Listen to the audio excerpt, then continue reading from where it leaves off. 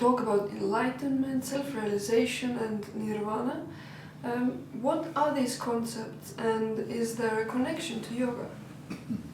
I'll start from the end by saying that definitely there is a connection to yoga. In the yoga system of practice, enlightenment, or if you call it by other names, nirvana or liberation, self-realization, however you call it, this is simply different terms who try to describe a very high state of consciousness.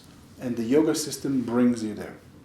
It is indeed the pinnacle of yogic practice and human evolution for that matter, that through this practice we can reach some ultimate higher state of consciousness. And it has been given different names in different traditions.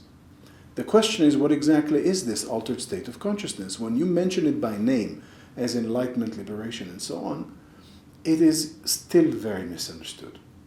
A lot of people think that enlightenment simply means that you are a better person, or that you are a person who is very loving and good, or that you are a saint.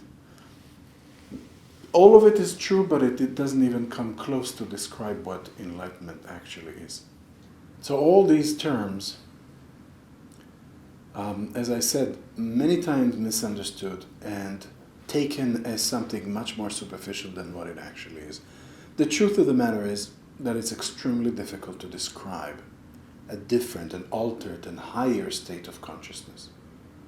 It's like trying to ask a person who's blind to describe colors. A person who was born blind, let's say, to describe colors. It's close to impossible.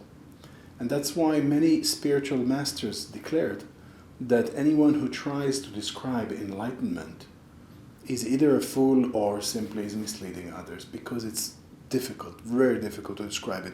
There have been even some great yogis who tried to enter into a state of enlightenment because they could do it, and in that state describe it to their students, and even then it was impossible to do, because simply they were in such a blown out of their mind state that they couldn't even talk.